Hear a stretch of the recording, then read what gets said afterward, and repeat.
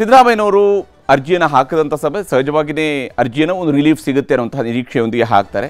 ಸಿದ್ದರಾಮಯ್ಯನವರಿಗೆ ಎಷ್ಟರ ಮಟ್ಟಿಗೆ ಇದು ಹಿನ್ನಡೆ ಅಂತೇಳಿ ಅನ್ಸುತ್ತೆ, ಹಾಗೆಯೇ ಅವ್ರ ಮುಂದಿರುವಂಥ ಆಯ್ಕೆಗಳು ಹೇಗೆ ತೆರೆದುಕೊಳ್ತಾ ಇದ್ದಾವೆ ಅಂತ ಈಗ ನಾವು ಪ್ರತಿಕ್ರಿಯೆ ನೋಡಿದ್ದೀವಿ. ಹೈಕೋರ್ಟ್ನ ಆದೇಶ ಬಂದ ಮೇಲೆ ಮುಖ್ಯಮಂತ್ರಿಗಳು ಭಾಳ ಡಿಫೈಂಟ್ ಆಗಿದ್ದರು. ಅವ್ರು ಹೇಳಿದ್ರು it's a conspiracy and we will face it politically ಅಂತ ಹೇಳಿದ್ರು. ಅಂದರೆ ಇದೊಂದು ಪಿತೂರಿ, ರಾಜಕೀಯವಾಗಿ ಇದನ್ನು ಎದುರಿಸ್ತೀವಿ ಅಂತ ಹೇಳಿದ್ರು. ಅದು ಅಲ್ಲದೆ ಯಾರು ತಮ್ಮ ಮೇಲೆ ಆಪಾದನೆ ಮಾಡ್ತಾ ಇದ್ದಾರೆ, ಯಾರು ರಾಜೀನಾಮೆ ಕೇಳ್ತಾ ಇದ್ದಾರೆ, ಅವ್ರಗಳ ಮೇಲೆ ಕೇಸ್ ಇದೆ, ಅವರಲ್ಲೇ ಒಂದಿಷ್ಟು ಜನ ಬೇಲ್ನಲ್ಲಿ ಹೊರಗಡೆ ಇದ್ದಾರೆ. ಇದೇ ಮಾರಲ್ ಸ್ಟ್ಯಾಂಡ್ ಏನಿದೆ ಅವರಿಗೂ ಅಪ್ಲೈ ಆಗ್ಬೇಕು ತಾನೆ ಅಂತ ಹೇಳಿದ್ದಾರೆ. ಇದರ ಅರ್ಥ ಏನು ಅಂದರೆ ಇವರು ಸುಪ್ರೀಂ ಕೋರ್ಟ್ಗೆ ಹೋಗೋ ತನಕ ಯಾವುದೇ ಕಾರಣಕ್ಕೂ ಹಿಂಸರಿಯಲ್ಲ ಅಂತ ಇದ್ರಲ್ಲಿ ಗೊತ್ತಾಗ್ತಾ ಇದೆ. ಈಗ ಬಹುಶಃ ಲಾರ್ಜರ್ ಬೆಂಚ್ ಹೈಕೋರ್ಟ್ನಲ್ಲಿ ಹೋಗ್ಬೋದು ಇವರು, 2 ಮೆಂಬರ್ ಬೆಂಚ್ಗೆ. ಅದಕ್ಕೆ ಹೋದ್ರೆ ಒಂದೆರಡು ತಿಂಗಳು ಎಳಿಬೋದು, ಯಾಕೆಂದ್ರೆ ದಸರಾ ರಜಾ ಬಂತು, ದೀಪಾವಳಿ ಬಂತು, ಏರೆಂಡ್ ಬಂತು. ಆಮೇಲೆ ಸುಪ್ರೀಂ ಕೋರ್ಟ್ಗೆ ಮತ್ತೆ ಹೋಗಿ ಸುಪ್ರೀಂ ಕೋರ್ಟ್ನಲ್ಲಿ ರಾಜ್ಯಪಾಲರ ರಾಜಭವನ ದುರುಪಯೋಗದ ಬಗ್ಗೆನೇ ಬಹಳ ಬೇರೆ ಬೇರೆ ರಾಜ್ಯಗಳಿಂದ, ತಮಿಳುನಾಡು, ವೆಸ್ಟ್ ಬೆಂಗಾಲ್ ಅಲ್ಲಿಂದ ಎಲ್ಲ ಕಂಪ್ಲೇಂಟ್ಗಳು ಬಂದಿದ್ದಾವೆ, ಕೇರಳ ಅಲ್ಲಿಂದ ಅಲ್ಲ. ಅವುಗಳನ್ನೆಲ್ಲ ಸೇರಿಸಿ ಏನಾದರೂ ಇದನ್ನ ಕಾನ್ಸ್ಟಿಟ್ಯೂಷನ್ ಬೆಂಚು ಸಂವಿಧಾನ ಪೀಠಕ್ಕೆ ವರ್ಗಾವಣೆ ಮಾಡಬೇಕು, ಅದು ಡಿಸೈಡ್ ಆಗಲಿ ಅಂದ್ಬಿಟ್ರೆ ಇದು ಭಾಳ ದಿನ ಅಲ್ಲೇ ಇರುತ್ತೆ. ಆದ್ದರಿಂದ ಅಷ್ಟು ಸುಲಭಕ್ಕೆ ಅವರು ಬಿಟ್ಕೊಡೋ ಪ್ರಶ್ನೆಯೇ ಇಲ್ಲ. ಯಾಕೆಂದರೆ ಕಾಂಗ್ರೆಸ್ ಹೈಕಮಾಂಡಿಂದ ಹಿಡಿದು ಎಲ್ಲರೂ ಏನು ಹೇಳ್ತಾ ಇದ್ದಾರೆ ಅಂದರೆ ರಾಜಕೀಯ ಪಿತೂರಿ ಇದು. ಯಾಕೆಂದರೆ ಅತ್ಯಂತ ಸಣ್ಣ ವಿಷಯ ಇದು, ಮತ್ತು ಸಿದ್ದರಾಮಯ್ಯನವರ ಪಾತ್ರ ನೇರವಾಗಿ ಏನೂ ಇಲ್ಲ. ಸೈಟ್ ಅಲಾಟ್ ಆಗಿದ್ದು ಇವರು ಆಪೋಸಿಷನ್ ಪಾರ್ಟಿಯಲ್ಲಿ ಇದ್ದಾಗ ಸಿದ್ದರಾಮಯ್ಯನವರಿಗೆ ಅನ್ಟೈಂಟೆಡ್ ಅಂದರೆ ಯಾವುದೇ ಭ್ರಷ್ಟಾಚಾರದ ಕಳಂಕ ಇಲ್ಲದೆ ಇರೋ ವ್ಯಕ್ತಿ ಅನ್ನೋ ಹೆಸರಿದೆ. ಆದ್ದರಿಂದ ಅವರು ಮೋದಿಯವರನ್ನ ನೇರವಾಗಿ ಅಟ್ಯಾಕ್ ಮಾಡ್ತಾ ಇದ್ರು ಇಷ್ಟು ವರ್ಷ. ಸಿದ್ದರಾಮಯ್ಯನವರ ಮೇಲೆ ಒಂದು ಭ್ರಷ್ಟಾಚಾರದ ಕಳಂಕವನ್ನು ಹೊರಿಸಬೇಕು ಅಂತ ಮಾಡಿದಂಥ ಪಿತೂರಿ ಅನ್ನೋದು ಕಾಂಗ್ರೆಸ್ನ ಸ್ಟ್ಯಾಂಡ್. ಅದನ್ನು ಹೈಕಮಾಂಡಿಂದ ಹಿಡಿದು ಹಳ್ಳಿಯಲ್ಲಿರೋ ಕಾಂಗ್ರೆಸ್ ವರ್ಕರ್ ತನಕ ಅದೇ ಮಾತನ್ನು ಈಗ ಹೇಳ್ಕೊಂಡು ಬಂದಿದ್ದಾರೆ ಇಲ್ಲಿ ತನಕ. ಆದ್ದರಿಂದ ಸಿದ್ದರಾಮಯ್ಯನವ್ರನ್ನ ಸ್ಯಾಕ್ರಿಫೈಸ್ ಮಾಡಲಿಕ್ಕೂ ಕಾಂಗ್ರೆಸ್ಗೆ ಸಾಧ್ಯವೂ ಇಲ್ಲ ಈ ಸಂದರ್ಭದಲ್ಲಿ. ಅವರು ಒಪ್ಕೊಂಡಂಗೈತೆ ಏನೋ ತಪ್ಪು ಮಾಡಿದ್ದಾರೆ ಇವರು ಅಂತ. ಆದ್ದರಿಂದ ಇನ್ನು ಮತ್ತೆ 4 ರಾಜ್ಯಗಳಲ್ಲಿ ಚುನಾವಣೆ ಇದೆ, ಅದಾದಮೇಲೆ ದೆಹಲಿಯಲ್ಲಿ ಚುನಾವಣೆ ಇದೆ. ಆ ಕಾರಣದಿಂದ ಸಿದ್ದರಾಮಯ್ಯನವರ ರಾಜೀನಾಮೆ ಕೊಡಿ ಅಂತ ಹೇಳೋದು ಅಥವಾ ಬೇರೆ ಏನನ್ನೋ ಮಾಡೋದು ಯಾವುದೇ ಸಂಭವ ನನಗೆ ಕಾಣ್ತಾ ಇಲ್ಲ. ಸಿದ್ದರಾಮಯ್ಯನವರ ಬಾಡಿ ಲ್ಯಾಂಗ್ವೇಜ್ ನೋಡಿದ್ರೆ ಗೊತ್ತಾಗುತ್ತೆ ಅವರು ಭಾಳ ಕಾನ್ಫಿಡೆಂಟ್ ಆಗಿದ್ದಾರೆ, ನಾವು ಬಿಡಬಾರ್ದು ಅಂತ.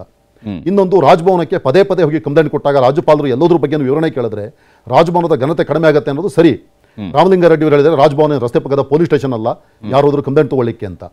ಈಗ ಒಂದು ತೊಗೊಂಡು ಕೊಟ್ಟರು, ಇಲ್ಲಿಗೆ ಸಿದ್ದರಾಮಯ್ಯನವರು ಸುಪ್ರೀಂ ಹೈಕೋರ್ಟ್ನಲ್ಲಿ ಲಾರ್ಜರ್ ಬೆಂಚ್ಗೆ ಹೋದ್ರು, ಸುಪ್ರೀಂ ಕೋರ್ಟ್ಗೆ ಹೋದ್ರು ಸರಿ. ಆದರೆ ನಾಳೆ ಒಬ್ಬರು ಬಂದರು, ನಾಡಿದ್ದೊಬ್ಬರು ಬಂದರು, ದಿನ ಒಂದೊಂದು ಕಂಪ್ಲೇಂಟ್ ತೊಗೊಂಡು ಇವ್ರದ್ದು ವಿವರಣೆ ಕೇಳಿದ್ರೆ ರಾಜಭವನದ ಮರ್ಯಾದೆ ಕಡಿಮೆ ಆಗುತ್ತೆ.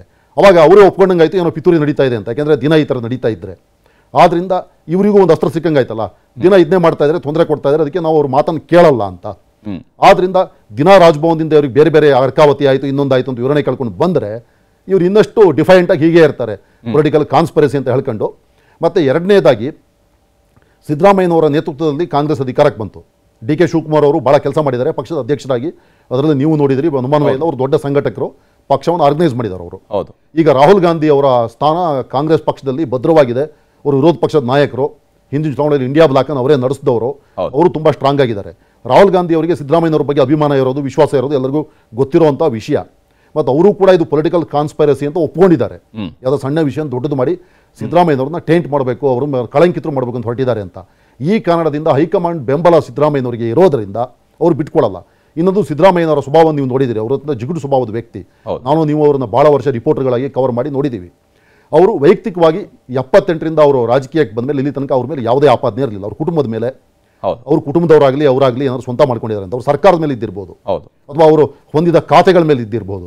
ಈಗ ವೈಯಕ್ತಿಕವಾಗಿ ಅವ್ರದ್ದೇ ಹೆಂಡತಿಗೆ ಪ್ಲಾಟ್ ಸೈಟ್ ಕೊಟ್ಟಿದ್ದಾರೆ ಅನ್ನೋ ಆಪಾದನೆ ಅವ್ರ ಮೇಲೆ ಬಂದಿದೆ. ಒಬ್ಬ ಮುಖ್ಯಮಂತ್ರಿಯಾಗಿ ಸೈಟ್ ಕೊಟ್ಟಿರೋದು ನಿಜವಾಗಿ ಕೊಟ್ಟಿದ್ರು ಬಹಳ ಸಣ್ಣದು, ಕರ್ನಾಟಕದ ಮಟ್ಟಿಗೆ ಬಂದಿದೆ. ನಿಜವಾದ ಸುಳ್ಳೋದು ವಿಚಾರಣೆ ಆದ್ರೆ ಗೊತ್ತಾಗುತ್ತೆ, ಅವ್ರು ಅಲ್ಲ ಅಂತ ಹೇಳ್ತಾ ಇದ್ದಾರೆ.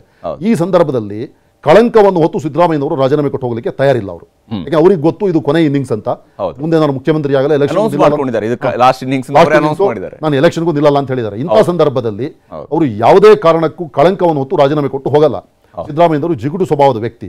ಅವರಿಗೆ ಭಾರಿ ದೊಡ್ಡ ಪ್ರೈಡ್ ಇರೋದೇನು, ಪ್ರತಿಷ್ಠೆ ಇರೋದೇನು ಅಂದರೆ, ನನ್ನ ಮೇಲೆ ಇಲ್ಲಿ ತನಕ ಒಂದೇ ಒಂದು ಸಣ್ಣ ವೈಯಕ್ತಿಕ ಆಪಾದನೆ ಬಂದಿಲ್ಲ, ಬೇರೆ ರಾಜಕಾರಣಿಗಳ ಮೇಲೆ ಬಂದಿದೆ, ನಾನು ಯಾಕೆ ಬಿಟ್ಟು ಹೋಗಲಿ ಅಂತ. ಆದ್ದರಿಂದ ಸಿದ್ದರಾಮಯ್ಯನವರು ಯಾವುದೇ ಕಾರಣಕ್ಕೂ ರಾಜೀನಾಮೆಯನ್ನು ಕೊಟ್ಟು ಹೋಗಲ್ಲ. ಈ ಸಂದರ್ಭದಲ್ಲಿ ಅವರು ಕೊನೆ ತನಕ ಫೈಟ್ ಮಾಡ್ತಾರೆ, ಬೇಕಿದ್ರೆ ನೋಡಿ. ಎಸ್, ಖಂಡಿತ ಸತೀಶ್ ಅವರು ಮಾತಾಡ್ತೀನಿ.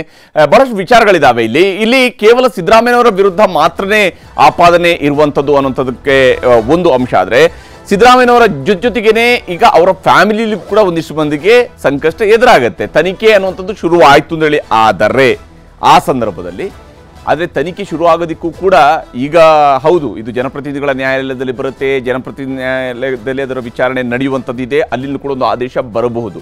ಅದೇ ಸಂದರ್ಭದಲ್ಲಿ ಸಿದ್ದರಾಮಯ್ಯನವರ ಮುಂದೆ ಇರುವಂಥ ಕಾನೂನಿನ ಅಂಶಗಳು ಕೂಡ ಇದ್ದಾವೆ. ಅದನ್ನು ಕೂಡ ನಿಮಗೆ ಮುಂದೆ ಕೇಳ್ತೀನಿ, ಏನೇನು